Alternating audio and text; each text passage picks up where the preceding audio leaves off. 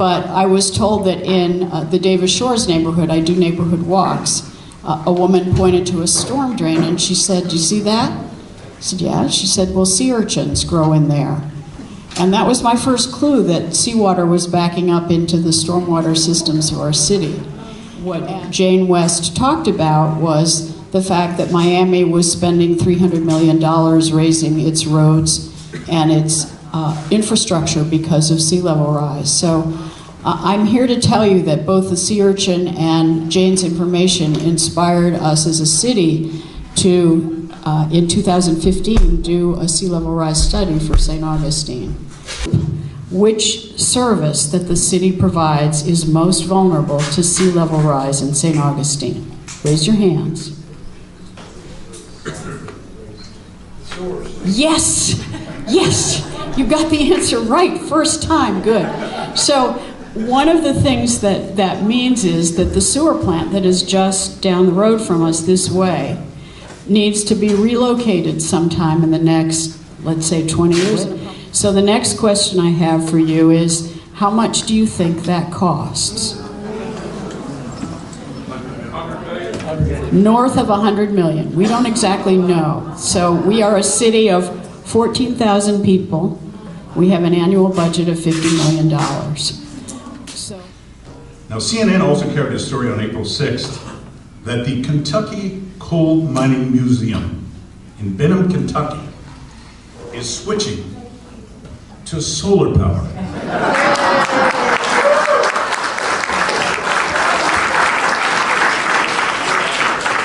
It is switching to solar power to save thousands of dollars in energy costs. That is, repeat that again, the Kentucky Coal Mining Museum.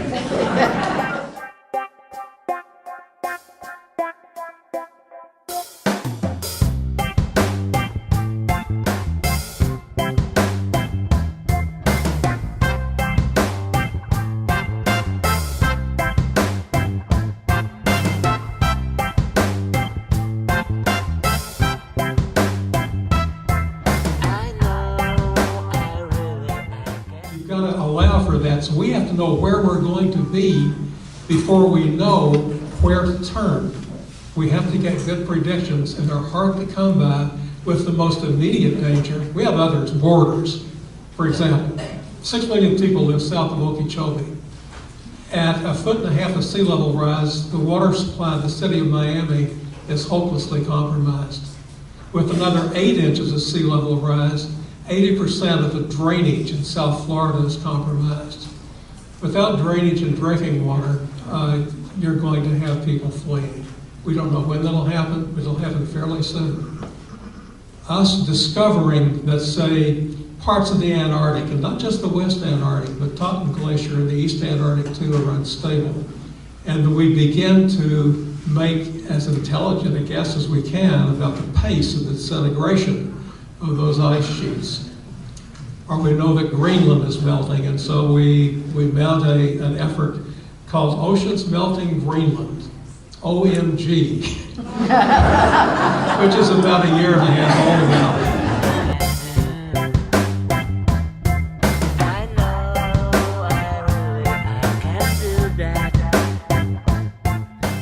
And it's going with a positive start. So I'm going to start with the one that I'm actually very excited about. It's a Senate Bill 162 brought by Rodriguez. It's the disposable plastic bag ban in coastal communities. So what it is, it's just a pilot program, but it will allow coastal communities with a population of fewer than 100,000, so clearly the city of St. Augustine Beach would qualify for that, to implement a pilot program that would test the regulation of bans of disposable plastic bags, because there's a lot of implications there. 966 or 996, I always forget the numbers, but basically what it was going to do, anytime any sort of Sierra Club group or little neighborhood advocacy group, all the NIMBYs in the world, this is my client base by the way, anytime they sued a developer or challenged any sort of local government provision like a comprehensive plan amendment, a zoning change, anything like that, they would be liable for attorney's fees if they didn't win. And that's just a death knell. I mean, the people who hire me have bake sales to pay for my legal fees. You know, to add on top of that, you know, Gunster Yoakley fees at $500 an hour, it would basically completely cause all litigation on the public interest spectrum to come to a screaming halt. That has stalled. There's been no action on it. So we're thinking it's dead. It's not officially dead, but keep your fingers crossed, because that is some heinous legislation. Senate Bill 234, also brought by Bradley, and this is for St. John's River restoration funding. And I'm pretty excited about this one. You probably are too, Neil, but basically it requires an annual allocation of $20 million from the Land Acquisition Trust Fund to the St. John's River Water Management District for restoration and enhancement projects to not only the St. John's River, but its tributaries as well, and the entire Keystone Heights Lake region. So those funds can be used for land management, land acquisition, increasing recreational opportunities, and improving public access. So.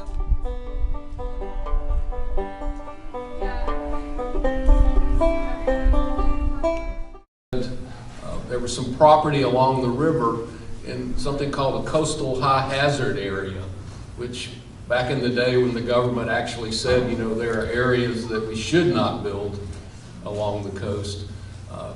Some rezoning, they wanted to put some houses, put in septic tanks in an area that really had been designated as almost undeveloped. So from that, we actually succeeded stopping those. The Planning and Zoning Board actually agreed with us. No. Hurricane Matthew really kind of reset the table, because there was terrible beach erosion. Flagler County, South St. John's, Villano, South Ponte Vedra. And so when I went to the county commission, and there was literally giddiness at how much federal money the county was getting to rebuild these beaches, I began to really think about this. There were 10 houses south of us that were almost washed away, but the septic tanks they had, there's no water and sewer along old A1A, and so the septic tanks were just exposed. And I went to the county and said, you know, how are we going to deal with this? And I was told, well, the state has agreed to allow those property owners to re-put the septic tanks in. And my question really is, and I'm based on what Dr. Tilley said, is, you know, are we really dealing with beach erosion, eroding beaches, or beach development in any kind of manner that other than we have federal dollars, we're going to push sand in front of a certain group of homeowners, and we're going to call it good. Once I started talking about it, that it was odd that, you know, there are folks in West Augustine that don't really have good water and sewer systems, and yet we have $6.5 million available to dredge the Summer Haven River and put sand along 10 homes in South St. Johns County. Unfortunately, there was a nice woman in the book club who lived on Gene Johnson Road, which is right along the Summer Haven River. So that's sometimes how my job goes. But currently, if we all were to get in a bus and head up Villano Beach, what you're going to see is just almost now a continuous wall that people are building, are placing, you know, just seawalls, literally, up the coast. And to me, we're actually going backwards. That's not a solution. There is a plan that some of you probably have read about it. There's a group of people that want to see a seawall from South Ponte Vedra Beach to Porpoise Point, as if that is some solution. And so what I would end with, you know, all of us should be part of this. I have been told, you know, I say all these things because I don't live on the ocean. I live 2 blocks from the ocean, and my street dead ends into the ocean. And what I tell those who tell me that is, you know, I accept the risk that we all, you know, there is a risk associated with this. But as a society and as a community, I think we need to be more party to these discussions. how are we going to move forward? And is pushing sand in preparation for yet another hurricane season really a solution, really the best use of our tax dollars?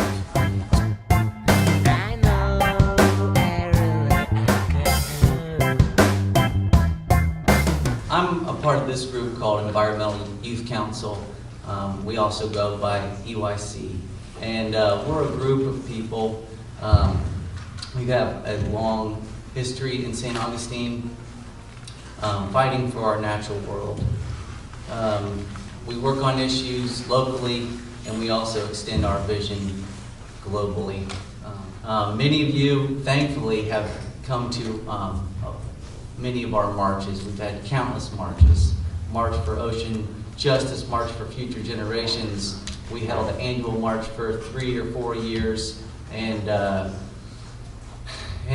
we're going to march tomorrow, and next week, Bill and my fiance Jaren and I are going to go to DC in March. So, marches aren't always the answer, but by God, we're going to get out there and tell it like it is. So,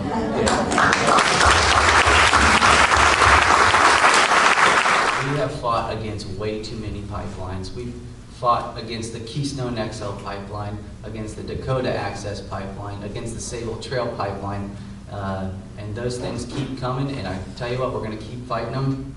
We've traveled to the lawmakers. We've traveled to Tallahassee, and we've traveled to DC. We've been inside the White House. We've been inside the Department of Interior and Capitol Hill, fighting for what's left and fighting for our future. So in all this, we've won a lot of sweet victories, and it's been great. And many, many times we have suffered those losses. But, no matter what, we all pretty much have agreed on one thing, that we cannot and will not give in to despair. I can be pissed off, I can be madder than hell, but I cannot and will not give in to despair. Enjoy those things that you work to protect. So for me, I wouldn't be able to invest as much time and energy into all this stuff if I couldn't go fishing on the river or surfing in the ocean.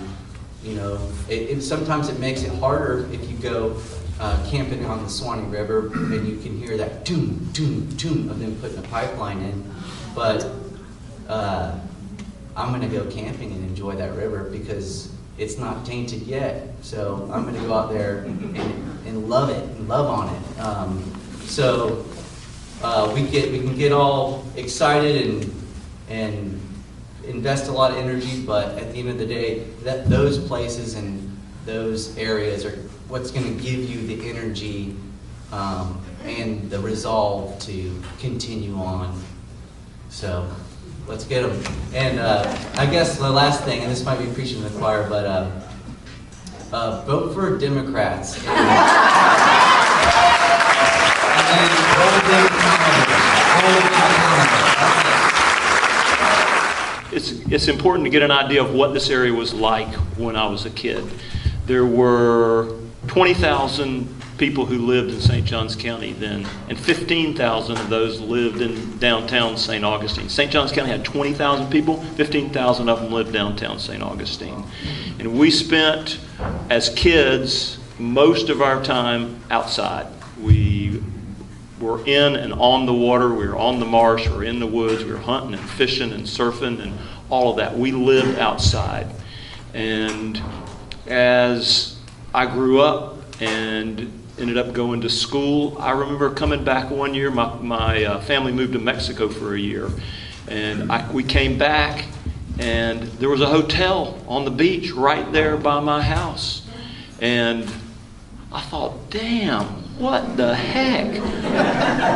What happened? I mean, this was one of my favorite places of all times to play, right there on the beach. There's this big old 4-story hotel right there. And at that point, I began to think, what would have happened if I had stayed? Would I have been able to stop that? A handful of other people, we began to get kind of exercised about that. I mean, I've been identified as an environmental activist, but I'm just a guy that grew up here and all of a sudden began to get my feelings hurt because the places that I loved were disappearing, and there were a handful of people that I didn't even know that were showing up and making it happen, and I didn't even like these people. So we began to educate ourselves about what these issues were and what it was that we could do to kind of slow this up and to stop that. And we became involved, and we hired attorneys, and we filed lawsuits, and we started neighborhood organizations, and we started to make a name for ourselves in the south part of the county. And we won some of those fights, and we lost some of those fights, but we made it known that if you came to the south part of St. Johns County and you wanted to do a big development, you're going to come up against us, because we're going to throw everything that we have at defending this part of the county. And we might not win, but we're going to sting the crap out of you. So, and for that reason, the southern part of St. Johns County has got 14 miles of conservation. Thank you very much, Pat Hamilton, who worked for 10 years to make that happen. Matanzas Woods. And 3,500 acres in Moses Creek, the most beautiful, pristine estuarine freshwater creek that empties out right there at the Crescent Beach Bridge. And some other things. I mean, we've made some headway, and the reason that we were able to do that was because we engaged in the process and were not afraid to get involved. So, the biggest die-off in the biological world since the last extinction phenomenon, the Holocene extinction, the sixth extinction phenomenon. I'm sure you all have heard that term. That's what we're in the midst of.